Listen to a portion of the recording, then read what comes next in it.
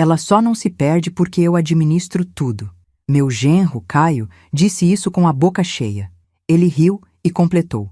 A aposentadoria dela agora é comigo. Estávamos no almoço de família, na minha própria casa. Senti meu rosto queimar de vergonha, encolhida na cadeira enquanto minha filha desviava o olhar. Foi quando a porta se abriu e meu filho, Lucas, entrou de surpresa. Ele ouviu a última frase. Sem dizer uma palavra, Lucas caminhou até a mesa, tirou seu relógio do pulso e o colocou ao lado do prato de Caio. O silêncio foi total. Foi aí que ele disse algo que fez o sorriso de meu genro congelar no rosto. O som do relógio batendo na madeira da mesa ecoou na sala.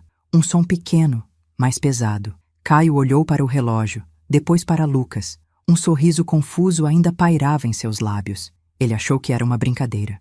Minha filha, Júlia, olhava para o prato, como se a resposta estivesse no arroz. Ela não dizia nada. Nunca dizia. O cheiro do assado que eu preparei com tanto cuidado, de repente pareceu enjoativo. O garfo de Caio parou no meio do caminho para a boca. Ele não entendia o que estava acontecendo. Ninguém se mexia. Eu observei. Minha respiração, antes curta e ansiosa, agora estava firme. A chegada do meu filho mudou o ar da sala. A vergonha começou a se transformar em outra coisa. Uma expectativa fria. Ele não sabia, mas o show de Caio tinha acabado de terminar. Eles não tinham a menor ideia do que estava por vir. Caio via meu filho como um visitante ocasional, alguém distante da nossa realidade diária. Ele via um homem quieto, que trabalhava demais, mas eu via o meu menino. O menino que sempre defendeu os mais fracos no pátio da escola. O homem que se tornou implacável quando via uma injustiça. Caio nunca se interessou de verdade pela vida de Lucas. E essa foi a sua maior arrogância, o seu erro fatal. Ele subestimou o sangue do meu sangue. Me diga de qual cidade você me escuta. Se você quiser ouvir mais histórias como a minha, se inscreva. O que Caio não sabia é que nas últimas semanas, eu e Lucas conversávamos todas as noites. Eu contava tudo. Cada piada, cada centavo que sumia, cada vez que ele me tratava como uma criança. E Lucas ouvia e anotava. Ele estava apenas esperando o momento certo. Lucas olhou diretamente para Caio. O silêncio já durava uma eternidade. Então ele falou. Sua voz era baixa, mas cortava o ar como uma faca. Esse relógio, ele começou, apontando com o queixo, era do meu pai. Representa 40 anos de trabalho honesto. Cada minuto dele foi conquistado com suor e dignidade. Ele fez uma pausa e seus olhos ficaram mais duros. Agora vamos falar sobre os seus últimos 6 meses de administração. Caio engoliu em seco. Do que você está falando? É uma brincadeira? Júlia finalmente levantou a cabeça. Lucas, por favor, não faça uma cena. Mas Lucas não tirou os olhos de Caio. Eu não estou fazendo uma cena. Estou começando uma auditoria. E você, Caio, é o meu único cliente hoje. Então me diga, por onde começamos? Pelos saques não autorizados ou pelas transferências para a sua conta pessoal? O rosto de Caio perdeu toda a cor. Ele parecia um fantasma. O sorriso arrogante, a confiança, tudo desapareceu em um instante. Ele abriu a boca para falar, mas nenhum som saiu. Júlia olhava de um para o outro, o pânico crescendo em seus olhos. Ela estava presa entre o marido que a manipulava e o irmão que via a verdade. A verdade que ela escolheu ignorar por tanto tempo. Para entender como chegamos a esse ponto, a essa mesa de almoço que se tornou um tribunal, você precisa saber o que veio antes. Precisa entender os sacrifícios que fiz, o amor que dei e a confiança que depositei. A maldade de Caio não apareceu de uma vez. Ela foi se infiltrando, gota a gota, envenenando minha família por dentro. E eu, por amor à minha filha, permiti. Até não poder mais. Eu cresci num bairro operário. Meu pai trabalhava na metalúrgica e minha mãe era costureira. Morávamos numa casa pequena, de 2 quartos, sempre com cheiro de feijão cozinhando e óleo de máquina. O dinheiro era contado. Cada centavo tinha um destino antes mesmo de chegar. Mas a nossa casa era rica em outras coisas. Honra, dignidade. Meu pai sempre dizia, seu nome é a única coisa que ninguém pode tirar de você. Cuide bem dele. Eu aprendi cedo que o valor de uma pessoa não estava no que ela tinha no bolso, mas no que ela tinha na palavra. Essa lição foi meu alicerce. Foi a base de tudo o que construí. E foi essa mesma lição que me deu a força para não desmoronar quando tentaram tirar tudo de mim. Eles subestimaram a minha fundação, construída com o aço da fábrica e a linha forte da minha mãe. Aos 16 anos, eu já trabalhava. Fazia a limpeza do escritório de uma pequena empresa depois da aula. Eu via os papéis, as planilhas, os arquivos. Eu via como a organização mantinha aquele lugar funcionando. Enquanto minhas amigas sonhavam com festas, eu sonhava com uma mesa, uma máquina de escrever e uma pilha de documentos perfeitamente alinhados. Para mim, aquilo era poder, era controle. Era o oposto da vida dos meus pais, sempre à mercê de um chefe, de uma encomenda que não vinha.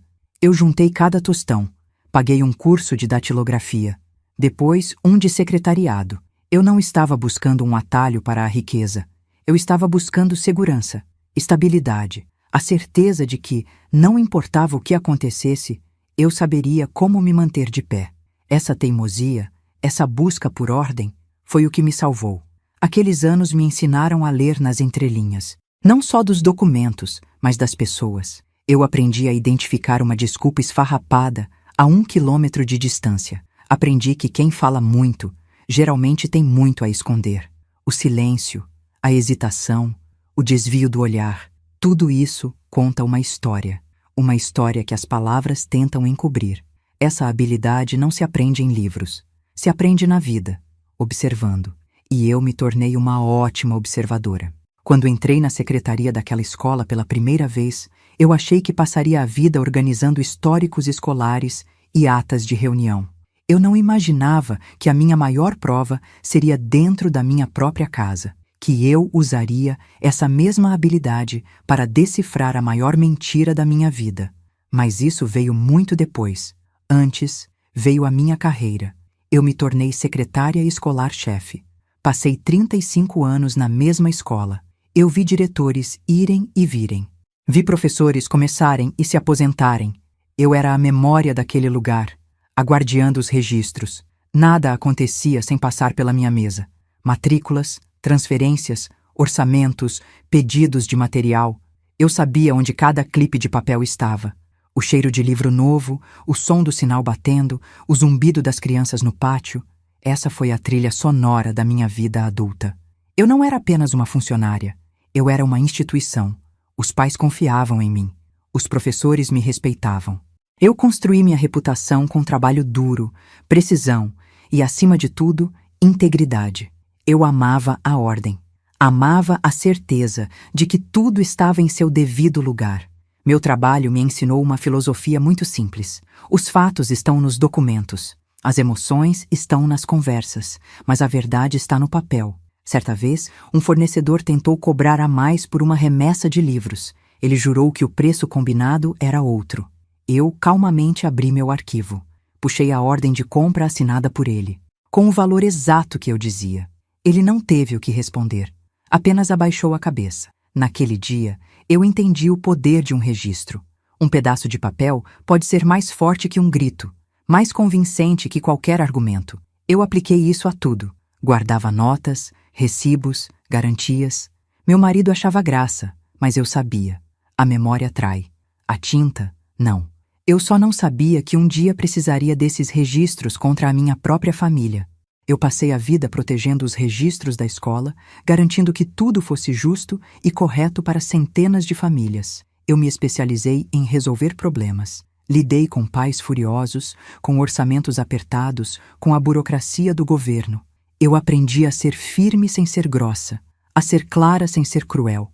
Eu me tornei uma especialista em identificar desculpas, em ver quando uma história não batia. A ironia é que eu passei décadas resolvendo os problemas dos outros, protegendo os filhos dos outros, e não vi o perigo crescendo dentro da minha própria casa. Mas aqui está o que eles não sabiam. Eles não sabiam que eu reconhecia cada tática, cada mentira, cada tentativa de manipulação. Eles achavam que eu era apenas uma velhinha, não a mulher que administrou uma escola inteira por 3 décadas. Mas antes dessa guerra, houve o amor, houve o Roberto.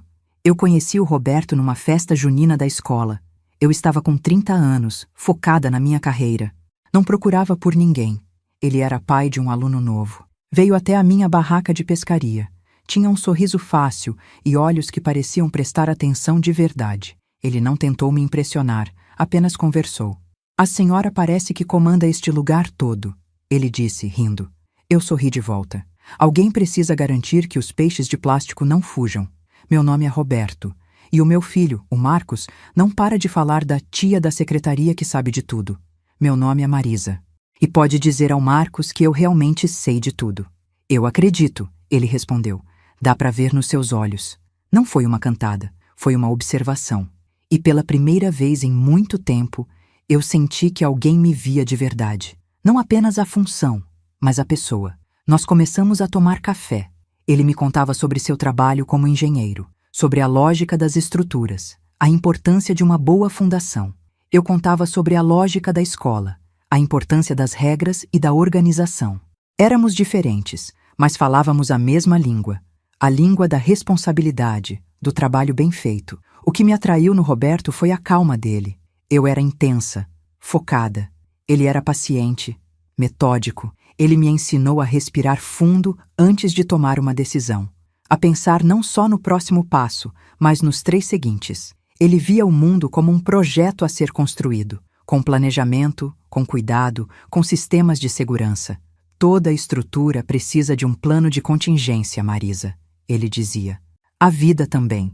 6 meses depois, ele me pediu em casamento. Ele não disse que me amava, ele disse, nós funcionamos. Juntos somos mais fortes. E ele estava certo. Nós nos casamos 1 ano depois. Uma cerimônia simples. Usamos o dinheiro para dar entrada na nossa casa. Essa casa. A mesma onde tudo aconteceu. Roberto dizia que um lar não é feito de paredes, mas de memórias e segurança. Ele era o estrategista. Eu era a administradora. Ele projetava os reforços. Eu garantia que as contas estivessem em dia. Nós éramos uma equipe. Ele me ensinou sobre investimentos, sobre a importância de ter uma reserva de emergência. A gente torce pelo melhor, ele dizia, mas se prepara para o pior. Na época, eu achava que era pessimismo. Hoje, eu sei que era sabedoria. Era ele, mais uma vez, cuidando de mim, me preparando para um futuro que ele, infelizmente, não estaria lá para ver. Nós construímos uma vida boa, honesta, tijolo por tijolo. Júlia nasceu primeiro. Depois, o Lucas. Eu voltei a trabalhar depois de cada licença maternidade. Não era fácil. A jornada era tripla. Casa, filhos, escola. Mas nós demos um jeito. Roberto era um pai presente. Ele que ensinou as crianças a andarem de bicicleta, que conferia a lição de matemática. Eu ensinei a ele sobre organização, sobre responsabilidade. Achei que estávamos criando 2 filhos com os mesmos valores, com a mesma noção de certo e errado. Nós éramos felizes, uma felicidade simples do dia a dia. Dos jantares na cozinha, das férias na praia, do barulho deles correndo pela casa. Achávamos que tínhamos construído algo sólido, uma família, uma fortaleza. Eu estava errada. Uma fortaleza pode ser destruída por dentro. No nosso aniversário de 30 anos de casados, Roberto me deu um relógio, de ouro.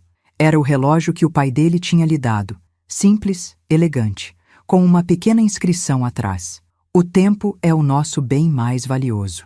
Eu usei aquele relógio todos os dias. Ele representava tudo o que tínhamos construído. 30 anos de trabalho, de parceria, de amor. Era um símbolo da nossa dignidade, do nosso esforço. Eu olhava para ele e via a nossa história. Cada tic-tac era um segundo da nossa vida juntos. Eu me sentia a mulher mais rica do mundo, não pelo ouro no meu pulso, mas pelo homem ao meu lado. Eu achava que aquele tempo seria eterno. Mas o tempo, como o Roberto sempre soube, é a única coisa que não podemos controlar. O nosso estava acabando. Roberto se foi há 5 anos. Um ataque cardíaco fulminante, no escritório. Ele estava trabalhando num projeto como sempre. Eu recebi a ligação na escola. O mundo parou. O barulho dos alunos sumiu. Tudo ficou em silêncio. Lembro de ter dirigido para casa no automático. Entrei e vi a xícara de café dele na pia, pela metade. Foi ali que eu desabei. O homem que era a minha estrutura, a minha fundação, tinha ido embora. De repente, a casa ficou grande demais, silenciosa demais. Eu me senti perdida, sozinha. A dor era física, uma pressão no peito que não me deixava respirar direito. Eu achei que não conseguiria seguir em frente, mas eu estava errada. Roberto, mesmo depois de morto, tinha me deixado as ferramentas para sobreviver. Roberto costumava dizer: guarde os recibos de tudo, até da confiança. Ele dizia isso rindo, mas falava sério. Depois que ele se foi, eu encontrei uma pasta. Nela estavam todos os nossos documentos organizados: seguros, investimentos, senhas. Tudo com anotações claras. Ele tinha deixado um mapa para que eu não me perdesse. Ele tinha construído um plano de contingência para a sua própria ausência. Foi a última prova de amor dele. Eu segui em frente. Continuei trabalhando por mais alguns anos. Depois me aposentei. Morei na nossa casa. Usei o relógio dele todos os dias. E quando as coisas ficavam difíceis, eu ouvia a voz dele na minha cabeça, calma e firme, me lembrando de seguir o plano, de confiar nos fatos, de guardar os recibos. Eu ajudei a pagar a faculdade de Direito da Júlia. Foram R$ 110.000, dinheiro que eu e Roberto guardamos a vida inteira. Era para a nossa tranquilidade, mas era o sonho dela, e eu não hesitei. Quando ela se casou com o Caio, eu paguei pela festa. Mais R$ 40.000. Quero que você tenha o dia de princesa que eu não tive, eu disse a ela. Ela me abraçou, chorou, disse que eu era a melhor mãe do mundo. Depois, eles quiseram comprar um apartamento. Eu ajudei com a entrada. R$ 80.000. É para vocês começarem a vida com o pé direito, eu falei. A essa altura, minhas economias já tinham diminuído bastante, mas eu via minha filha feliz, e isso para mim não tinha preço. Ou pelo menos, eu achava que não tinha. A última ajuda foi para o Caio. Ele tinha uma dívida no cartão de crédito, R$ 25.000. É para começarmos a vida sem pendências, ele me disse, com aquele sorriso charmoso. Júlia me pediu com os olhos cheios de lágrimas. Eu cedi. Tirei o dinheiro que restava da minha poupança. Ao todo, eu dei a eles R$ 255.000, mais de R$ 250.000. O trabalho de uma vida inteira. Eu dei de coração aberto, dei por amor, porque eu acreditava que família cuida de família. Eu dei tudo o que tinha, esperando em troca apenas respeito e carinho. Essa foi a minha recompensa. Ser chamada de perdida na minha própria mesa, enquanto eles comiam a comida que eu preparei. Mas a história deles estava mal contada, e eles se esqueceram de uma coisa. Eu guardo todos os recibos. Tudo começou de forma sutil, com uma oferta de ajuda. Caio e Júlia vieram jantar, e ele me viu pagando uma conta pelo computador. Ele se aproximou, com aquele sorriso que parecia prestativo. Deixa comigo, dona Marisa. Tecnologia é complicada. Eu resolvo isso para a senhora. Eu hesitei. Sempre cuidei das minhas próprias coisas. Mas Júlia olhou para mim, com um apelo silencioso nos olhos. Deixa, mãe.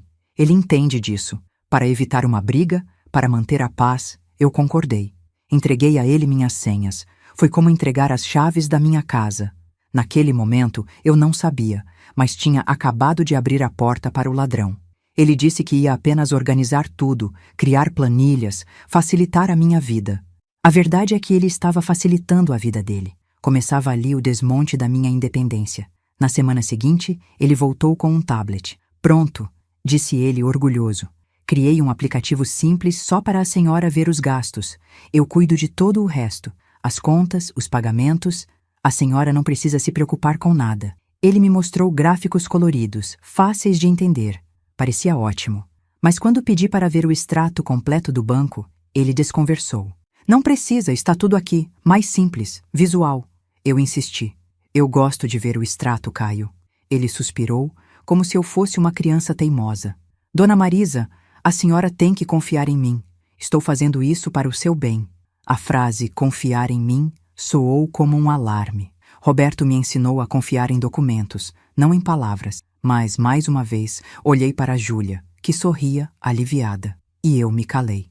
A primeira humilhação pública foi pequena, quase imperceptível. Estávamos almoçando, só nós três. Eu comentei sobre um novo aplicativo de mensagens que minhas amigas estavam usando. Caio riu, um riso alto, debochado. Calma, amor, disse ele para Júlia, mas olhando para mim. Sua mãe é de outra geração. A gente tem que ter paciência com tecnologia. Júlia deu um sorriso sem graça, não disse nada. Eu senti meu rosto esquentar. Não era o que ele disse, mas como disse, como se eu fosse uma peça de museu, incapaz de aprender. Eu passei 35 anos administrando uma escola inteira, com orçamentos, planilhas e sistemas. Mas para ele, eu era apenas uma velhinha que não sabia usar o celular. E o silêncio da minha filha doeu mais do que a piada dele. Naquela noite, eu liguei para a Júlia. Tentei explicar como me senti. Filha, o jeito que o Caio falou comigo hoje me magoou. Houve uma pausa do outro lado da linha. Eu podia ouvi-la suspirar. Ah, mãe, você sabe como o Caio é. Ele só estava brincando. Ele te adora, só tem esse jeito. Não pareceu brincadeira, eu insisti. Pareceu que ele estava me diminuindo na sua frente. A senhora está sendo sensível demais, ela respondeu, a voz já impaciente. Ele está tentando ajudar, cuidando de tudo para a senhora. Tente ver o lado bom. O lado bom. Eu desliguei o telefone sentindo um frio na alma. Eu não estava sendo sensível. Eu estava sendo avisada. E minha própria filha era a mensageira de que eu estava sozinha nessa. O próximo passo foi o controle financeiro explícito. Fui ao supermercado, um lugar que eu amava, onde conhecia todo mundo. Na hora de pagar, meu cartão foi recusado. A moça do caixa me olhou com pena. Quer tentar outro, dona Marisa? Eu não tinha outro. Liguei para o Caio, ali mesmo, na frente de todo mundo, sentindo o meu rosto queimar de vergonha. Caio, meu cartão não passou. Sua voz do outro lado era calma, controladora. Ah, sim, eu coloquei um limite de segurança. Para a senhora não gastar demais, sabe? Para a sua proteção. Proteção. Ele estava me dando uma mesada com o meu próprio dinheiro. Eu era uma criança novamente, pedindo permissão para comprar 1 quilo de arroz. A humilhação foi tão grande que deixei as compras ali e fui embora. Cheguei em casa tremendo de raiva. Liguei para ele de novo. Você não tinha o direito de fazer aquilo. Calma, dona Marisa. É para o seu bem. Imagine se a senhora perde o cartão e alguém gasta tudo. Estou apenas cuidando do seu patrimônio. Eu cuidei do meu patrimônio a vida inteira, eu disse, a voz embargada. Eu sei. E fez um ótimo trabalho. Agora é a minha vez de cuidar da senhora. Relaxe, deixe o trabalho pesado comigo. Ele desligou. Eu me sentei na cozinha, a mesma cozinha onde eu e Roberto planejamos nosso futuro. E pela primeira vez, senti medo.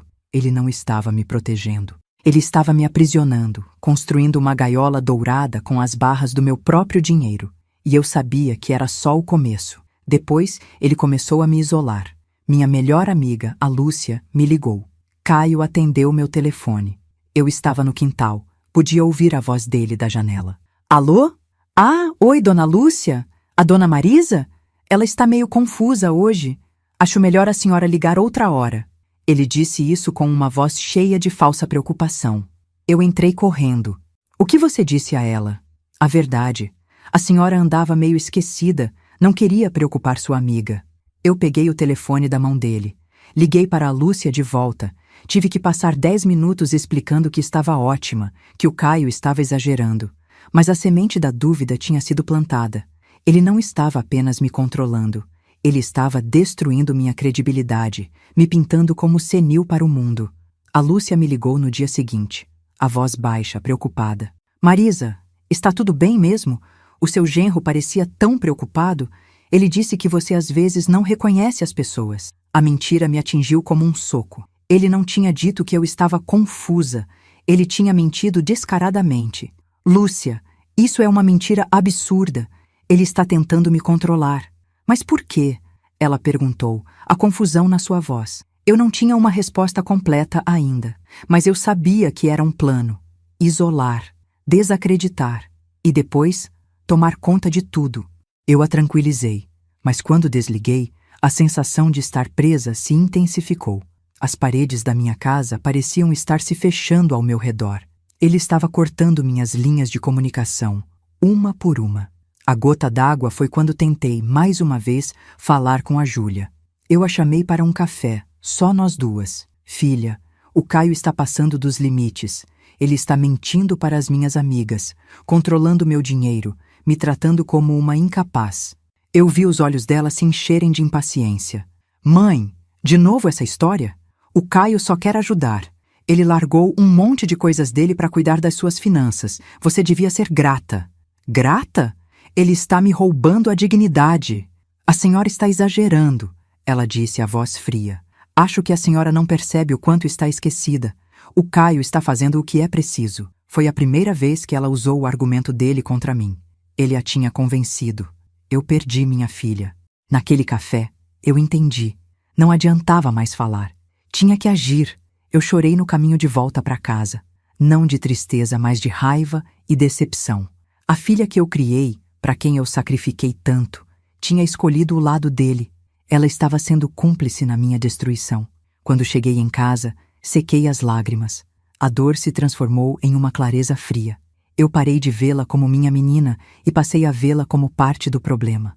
A Marisa, que era mãe, que perdoava tudo por amor, morreu naquela tarde. Nasceu a Marisa, que foi secretária-chefe por 35 anos. A mulher que confiava em fatos, documentos e provas. Se eles queriam guerra, teriam. Mas seria nos meus termos. Eu comecei a juntar tudo, anotar cada conversa, cada mentira, cada centavo. A auditoria da minha vida tinha começado. O golpe final na minha autonomia veio pelo correio. A carta do banco. Eu sempre recebia o extrato impresso, um hábito antigo. Abri o envelope e meu coração gelou. Minha aposentadoria, que caía na minha conta de sempre há 12 anos, não estava lá. O depósito tinha sido desviado para uma nova conta. Uma conta conjunta em meu nome e no de Caio. Uma conta que eu nunca autorizei. Ele tinha feito isso pelas minhas costas. Tinha roubado minha única fonte de renda, o fruto de 40 anos de trabalho. Ele não estava mais apenas administrando, ele estava roubando. A sensação de violação foi total. Eu me senti nua, exposta, completamente vulnerável. O medo foi real, paralisante. Por um momento, achei que ele tinha vencido. Mas o medo durou pouco. A raiva tomou seu lugar. Uma raiva fria, cortante. Eu segurei aquele extrato com as mãos firmes. Isso não era mais sobre manipulação emocional. Isso era um crime, fraude, apropriação indébita. Ele tinha cometido um erro. Ele tinha deixado um rastro de papel. E se tinha uma coisa que eu entendia, era de rastro de papel. Eu peguei o telefone. Não liguei para a Júlia. Não liguei para o Caio para gritar. Eu liguei para o meu filho, Lucas, o auditor. Eu não falava com ele sobre esses problemas para não preocupá-lo, mas a hora tinha chegado. Lucas, eu disse, a voz firme, preciso de você. Traga seu computador, temos um trabalho a fazer. Antes que Lucas pudesse vir, Caio me deu mais uma amostra de sua crueldade. Ele me levou para tomar um café, um gesto gentil para mostrar a Júlia como ele era atencioso. Sentamos numa mesa. O garçom se aproximou. Antes que eu pudesse abrir a boca, Caio levantou a mão. Pode trazer o de sempre para ela, disse ele em voz alta para todos ouvirem. Ela se confunde toda com o cardápio. O garçom me olhou com pena. As pessoas na mesa ao lado desviaram o olhar, constrangidas. Eu queria sumir. Ele estava ensaiando, praticando a narrativa de que eu era incompetente em público, normalizando a humilhação. Eu não disse nada. Apenas o observei, memorizando cada detalhe da sua performance. Ele estava cavando a própria cova e me entregando a pá. Naquele mesmo café, ele olhou para o meu pulso, para o relógio de ouro que Roberto me deu. Esse relógio é bonito, dona Marisa, disse ele, mas é antigo. Sabe, o ouro está valendo uma fortuna. A gente podia vender, investir o dinheiro em algo mais moderno, mais rentável. Meu sangue gelou. Aquele relógio era a última peça de Roberto que eu usava todos os dias. Era a minha conexão com ele, com a nossa vida. Vender aquilo seria como vender minha alma. Ele não queria o dinheiro. Ele queria apagar a minha história, apagar o Roberto, apagar a mulher forte que eu era e me substituir por uma velhinha confusa que precisava dele. Foi o insulto final. Ele não ia só roubar meu futuro. Ele queria roubar meu passado também. 3 dias depois, o telefone tocou. Era o Caio. A voz dele era melosa, cheia de uma falsa doçura. Dona Marisa, estive pensando. A gente precisa celebrar a família. Que tal um almoço especial no domingo? Aí na sua casa. Eu levo tudo, a senhora não precisa se preocupar com nada. Eu quase ri. O timing era perfeito. Ele tinha me isolado, me humilhado, roubado meu dinheiro e agora queria um almoço de família feliz. Eu sabia o que era aquilo, era o palco. O ato final da peça dele, onde ele se apresentaria como o genro maravilhoso que cuidava da sogra senil. Claro, Caio, eu respondi, a voz calma. Será ótimo. O que ele não sabia é que eu também estava preparando um espetáculo. E o meu teria um convidado surpresa. Eu passei os dias seguintes me preparando. Não para um almoço, mas para uma batalha. Eu conversei com Lucas todas as noites. Enviei a ele cópias de tudo. O extrato do banco mostrando o desvio. Minhas anotações detalhadas de cada conversa, cada mentira. Lucas, com sua mente de auditor, montou o quebra-cabeça. Mãe, isso é um padrão clássico de abuso financeiro contra idosos. Ele é um criminoso amador. Deixou rastros por toda parte. Ele me deu instruções claras. No domingo, deixe ele falar. Deixe ele se sentir o rei. Apenas observe. Eu chegarei na hora certa. Eu não estava mais com medo. Estava focada. Eu ia servir a ele não apenas um almoço, mas a consequência de cada um de seus atos. O domingo chegou. Caio e Júlia chegaram sorrindo, carregando travessas de comida. Ele agia como o dono da casa. Dava ordens, ria alto, me tratava com uma condescendência carinhosa que dava náuseas. Senta aqui, sogrinha. Deixa que eu sirvo seu prato. Júlia parecia aliviada, vendo a paz reinar. Eu desempenhei meu papel. Sorri de leve. Agradeci. Pareci frágil. Deixei que ele se sentisse completamente no controle, o mestre da situação. Ele encheu os copos, propôs um brinde à família. E então, no auge de sua arrogância, ele olhou para os outros parentes que tinha convidado para sua plateia.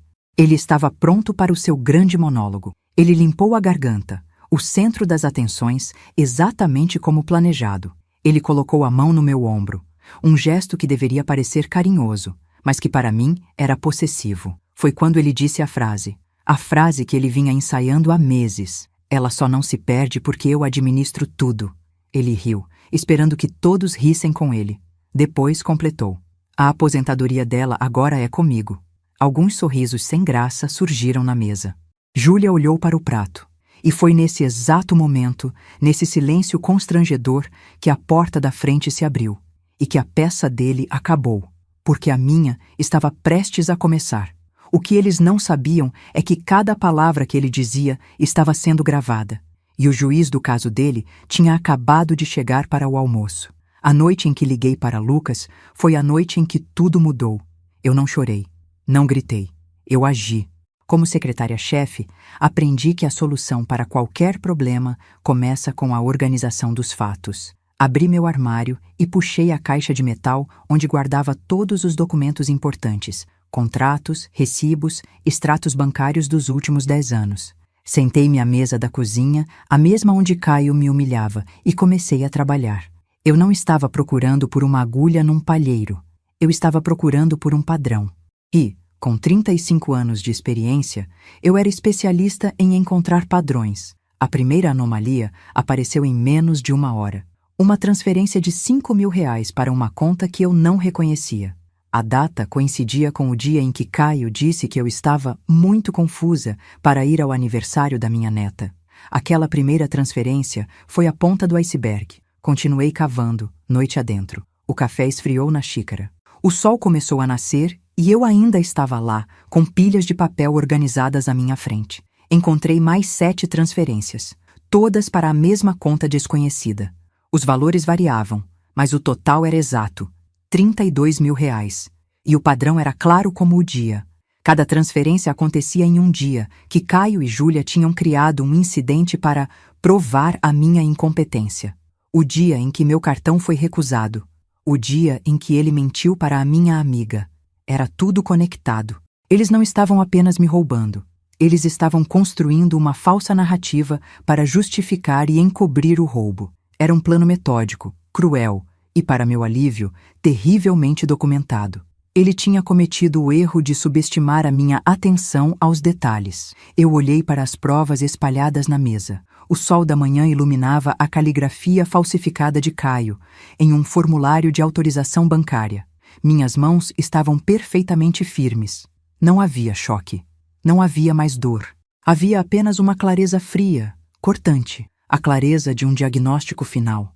A mulher que chorou no café, a mãe que se sentiu traída, tinha desaparecido. Em seu lugar estava a Dona Marisa, a secretária-chefe, a mulher que passara a vida garantindo que cada documento estivesse correto, que cada conta fechasse, que cada regra fosse cumprida. Isso não era mais uma traição familiar. Isso era uma auditoria. E eu tinha acabado de encontrar a fraude. Caio não era um genro mau. Ele era um criminoso. E eu tinha o arquivo completo para provar. A raiva deu lugar a um foco absoluto. Eu sabia exatamente o que fazer. Passei as horas seguintes preparando o meu dossiê. Fotografei cada extrato, cada assinatura falsificada, cada documento. Fiz 3 cópias de tudo. Uma foi para o cofre do meu banco. Outra eu escondi dentro de um álbum de fotos antigo, um que eles nunca olhariam. A terceira cópia ficou comigo. Criei uma linha do tempo detalhada, em uma planilha, assim como eu fazia com os orçamentos da escola. De um lado, a data e a mentira que eles contaram sobre mim. Do outro, a data e o valor exato que foi roubado da minha conta.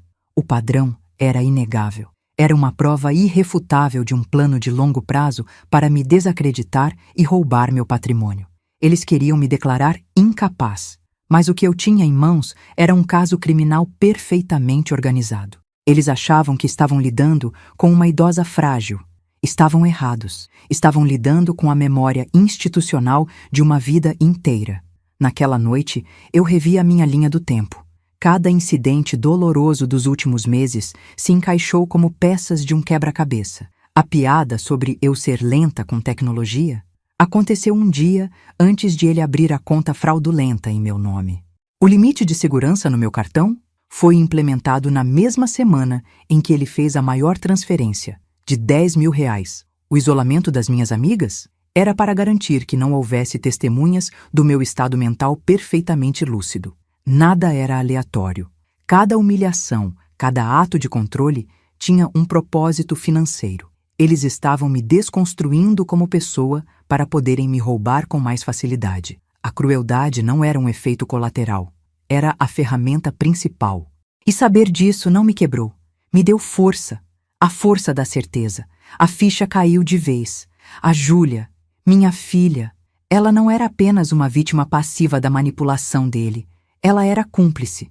Talvez no começo ela não soubesse, mas o silêncio dela, a sua impaciência comigo, a sua defesa dele, tudo isso permitiu que o abuso continuasse. Ela escolheu o conforto de acreditar nas mentiras dele em vez da dificuldade de enfrentar a verdade. Essa constatação doeu mais do que o roubo, mas eu não tinha tempo para essa dor. A mãe que perdoaria tudo morreu naquela cozinha. A mulher que exigiria justiça nasceu. Eu não iria mais tentar convencê-la. Eu não iria mais pedir para ser ouvida. Eu iria apresentar os fatos. E os fatos eram brutais. Eles tinham me subestimado. Tinham me visto como um problema a ser administrado, uma fonte de renda a ser explorada. Eles escolheram o alvo errado. Eu peguei o telefone. Minha mão não tremia. Disquei o número do Lucas. Ele atendeu no segundo toque, a voz preocupada. Mãe, está tudo bem? É tarde.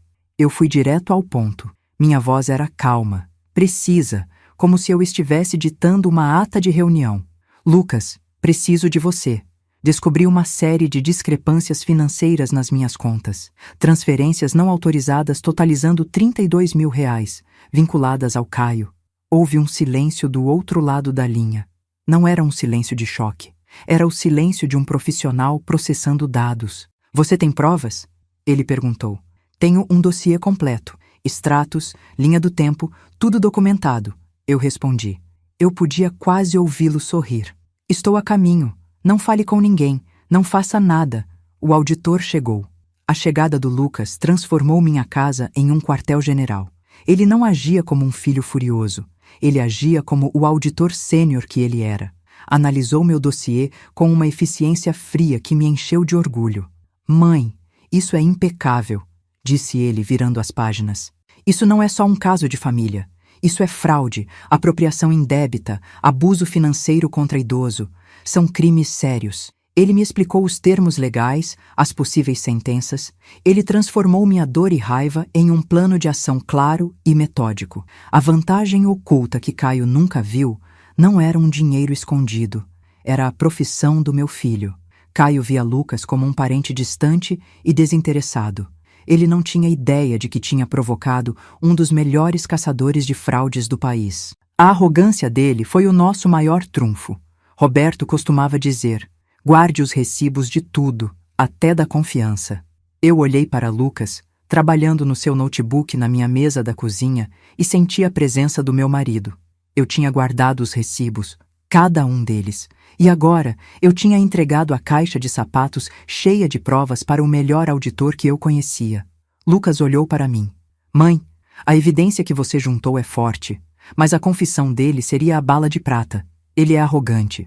Ele vai se entregar se dermos a ele um palco. Foi ali que o plano nasceu. Não um plano de vingança, mas de justiça. Um plano para usar a própria arrogância de Caio contra ele. Eu não estava mais sozinha. Eu não era uma vítima. Eu era a cliente principal em uma auditoria de fraude. E meu filho era o encarregado do caso. O poder tinha mudado de mãos. Na manhã seguinte, Lucas fez a ligação. Doutor Almeida, aqui é Lucas Barros, filho de Marisa Barros. Tenho um caso de fraude financeira para você. O dossiê é completo e a evidência é conclusiva. Ele ouviu por um momento. Sim, o perpetrador é o genro dela. Queremos ação criminal total, sem acordos. Ele desligou e se virou para mim. Temos uma reunião amanhã às 10. Ele é o melhor em crimes de colarinho branco na cidade. Ele vai saber exatamente o que fazer. Não houve hesitação. Não houve drama. Apenas ação. Movimento para a frente. Eu me senti como se estivesse de volta à minha antiga sala na escola, resolvendo um problema complexo com a equipe certa. E a nossa equipe era pequena, mas poderosa. No escritório do Dr. Almeida, a atmosfera era de seriedade e aço. Lucas apresentou o caso como se estivesse apresentando um relatório a um conselho. Ele espalhou minhas planilhas e os documentos copiados sobre a mesa de mogno. A fraude totaliza R$32 mil em 18 meses. Cada transação está vinculada a um ato de abuso psicológico documentado para minar a credibilidade da minha mãe. O advogado, um homem mais velho com olhos penetrantes, revisou tudo em silêncio. Ele não olhou para mim com pena. Ele olhou com respeito profissional. Dona Marisa, o trabalho que a senhora fez aqui é extraordinário, ele disse. Isso não é uma disputa familiar. É um processo criminal esperando para ser aberto. O que vocês querem que eu faça? Lucas e eu respondemos ao mesmo tempo. Justiça. Temos duas opções, disse o Dr. Almeida. Um processo civil para recuperar o dinheiro e pedir danos morais, ou uma denúncia criminal que pode levar à prisão. Ele nos olhou, avaliando nossa determinação. A rota criminal é mais difícil, mais exposta. Eu não hesitei. Eles tentaram tirar tudo de mim. Minha dignidade, minha independência, meu dinheiro. Eu não quero um acordo. Eu quero que ele seja responsabilizado por cada um de seus crimes. Lucas concordou com a cabeça. Vamos até o fim. O advogado sorriu, um sorriso fino e satisfeito. Excelente. Então vamos montar a armadilha. E pelo que você me disse, Lucas, o seu cunhado vai andar direto para dentro dela. A decisão estava tomada. Não haveria misericórdia. O plano de Lucas era simples e genial. Usar o próprio ego de Caio como a isca. Ele te convidou para um almoço de família feliz, mãe? Perfeito. É o palco que ele quer. Vamos dar a ele. Nos dias seguintes, eu segui as instruções do meu filho. Quando Caio ligava para checar como eu estava, eu soava um pouco mais frágil, um pouco mais confusa. Eu desempenhei o papel que ele tinha escrito para mim, e ele acreditou em cada palavra. Ele estava cego pela própria arrogância, convencido de que seu plano estava funcionando. Ele não podia imaginar que, enquanto eu fingia confusão ao telefone, Lucas e o Dr. Almeida estavam protocolando a denúncia criminal e preparando as intimações. Ele achava que estava me encurralando. Na verdade, era ele quem estava sendo cercado. Enquanto eu mantinha a fachada, a máquina da justiça começava a girar, silenciosa e invisível. O Dr. Almeida protocolou a queixa na Delegacia de Crimes Financeiros. Um detetive foi designado para o caso. Ele revisou meu dossiê e ficou impressionado. O promotor público leu o relatório e concordou em avançar com as acusações assim que tivéssemos a prova final, a confissão. Lucas preparou um pequeno gravador de áudio digital do tamanho de um clipe de papel. Ele vai ficar no bolso da sua camisa, mãe. Basta um toque para ligar. Quando ele começar a se gabar, você liga. Tudo estava se movendo nos bastidores. O sistema legal estava sendo armado. E Caio, feliz e confiante, estava ocupado comprando o vinho para o seu próprio abate. O sábado, antes do almoço, foi o último dia de preparação. Lucas veio até minha casa. Nós não falamos muito sobre o que estava por vir. Em vez disso, ele me ajudou a arrumar o jardim. Nós agimos como mãe e filho, mas por baixo da normalidade havia uma corrente de aço. Você está pronta para amanhã, mãe? Ele perguntou, sem me olhar. Eu nasci pronta, meu filho, eu respondi. E era verdade. Eu não sentia medo. Sentia uma calma profunda. A calma que vem antes de uma ação decisiva e necessária. Roberto costumava dizer, guarde os recibos. Eu tinha guardado, e amanhã eu ia apresentar a conta. O laço estava armado, a mesa estava posta, e o convidado de honra não tinha ideia de que ele era o prato principal.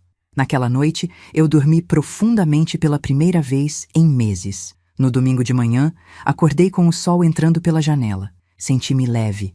A incerteza tinha acabado. O medo tinha sido substituído pela certeza. Eu sabia meu papel. Eu sabia o plano. Eu sabia que a justiça estava a caminho. Vesti-me com cuidado, escolhendo um vestido simples, mas elegante. Coloquei o pequeno gravador no bolso, como Lucas havia ensinado. Eu estava calma, focada. A mesa estava arrumada para o almoço. A casa estava silenciosa. Era a calmaria antes da tempestade. E eu estava no olho do furacão, imóvel e pronta. Caio achava que aquele almoço era o seu ato final de triunfo. Ele mal sabia que era o começo do seu fim. A cortina estava prestes a subir para o último ato. E o roteiro, desta vez, era meu. O silêncio na mesa era pesado, quebrado apenas pelo som da respiração de Caio, agora rápida e superficial. Júlia olhava para o relógio na mesa, depois para o irmão, depois para o marido, como se estivesse assistindo a uma partida de tênis mortal. Os outros parentes na mesa estavam congelados, garfos no ar. Ninguém se atrevia a falar. Lucas permaneceu de pé, calmo, uma rocha no meio da tempestade que ele mesmo criou. Ele tinha exposto a verdade. A gravação do que Caio admitiu estava segura no seu bolso. A arrogância de Caio tinha desaparecido, substituída por um pânico crescente. Foi nesse momento que a campainha tocou. Um som claro, nítido, que cortou a tensão. Lucas não se surpreendeu. Ele se virou para mim e acenou com a cabeça. Pode deixar, mãe. Eu atendo. É para ele. Ele caminhou até a porta, e o pânico nos olhos de Caio se transformou em puro terror. Ele sabia que o jogo tinha acabado. Lucas abriu a porta. 2 policiais uniformizados e um homem de terno entraram. O homem de terno, um oficial de justiça, segurava uma pasta. Ele caminhou diretamente até a mesa e parou ao lado de Caio. Senhor Caio Andrade? Sua voz era formal, sem emoção. Caio apenas conseguiu balbuciar um sim. O oficial abriu a pasta. Estou aqui para entregar esta intimação e ordem judicial. O senhor está sendo formalmente acusado de apropriação indébita, fraude e abuso financeiro contra idoso. Júlia soltou um soluço. Isso é um engano, disse Caio, tentando recuperar a compostura. Eu administro tudo para ela. Eu cuido dela. O oficial nem piscou. Ele olhou para os papéis e leu em voz alta uma anotação do juiz. Senhor Andrade, a partir de agora, a administração dos seus bens é com a justiça, para garantir a restituição da aposentadoria dela. A cor sumiu do rosto de Caio. Júlia desabou na cadeira, o rosto entre as mãos. As consequências foram rápidas e devastadoras. Legalmente, Caio foi condenado. Com a gravação da confissão e o meu dossiê, o caso era irrefutável. Ele evitou a prisão, mas recebeu uma sentença de 3 anos em regime aberto, com tornozeleira eletrônica e uma ordem de restrição que o impedia de chegar a menos de 500 metros de mim. Financeiramente, ele foi aniquilado. A justiça bloqueou suas contas e o forçou a vender o carro e tudo de valor para pagar a restituição dos R$32 mil que roubou, mais juros e danos morais. Ele declarou falência em menos de 6 meses. Socialmente, foi o fim. Júlia pediu o divórcio no dia seguinte à intimação. A notícia se espalhou como fogo. Ele perdeu o emprego, os amigos, tudo. Psicologicamente, a humilhação pública o quebrou. O homem arrogante e controlador se transformou numa sombra. Ele teve exatamente o que mereceu. Eu não senti um pingo de pena. 1 ano depois, a vida de todos encontrou um novo lugar. Caio trabalha como estoquista num supermercado do outro lado da cidade. Mora num quarto alugado. Ninguém mais fala com ele. Júlia está fazendo terapia. Ela me liga toda semana, tentando se desculpar, tentando reconstruir a ponte que ela mesma queimou. Eu sou educada, mas a confiança se foi. Talvez um dia. Talvez não. Eu vendi a casa grande, cheia de memórias, boas e ruins. Comprei um apartamento lindo no centro, com uma vista incrível da cidade. Paguei à vista. O relógio de ouro de Roberto está no meu pulso agora. A polícia o recuperou dos pertences de Caio. O tic-tac dele antes me lembrava do tempo que eu tinha perdido. Agora, ele soa como o meu futuro. Cada segundo, uma batida de liberdade. A justiça foi feita. A verdade venceu. Hoje, eu sento na minha varanda, com uma xícara de café, vendo a cidade acordar. Sinto uma paz que não sentia há anos. Uma paz que eu mesma conquistei. Essa jornada me ensinou uma lição poderosa. Dignidade não é algo que se negocia, é a sua fundação. E se alguém tentar demolir a sua fundação, você tem o direito e o dever de se defender com tudo o que tem. Eu não me arrependo de nada. Faria tudo de novo para proteger a minha paz. Às vezes, eu olho para a foto do Roberto na minha estante. Eu sorrio e digo baixinho: eu guardei os recibos, meu amor. Guardei todos eles, assim como você me ensinou. E eles não mentiram. Eu venci. Se esta história te emocionou, escreva dignidade nos comentários e se inscreva para ouvir a próxima. Meu tempo é meu de novo, e é exatamente assim que deve ser.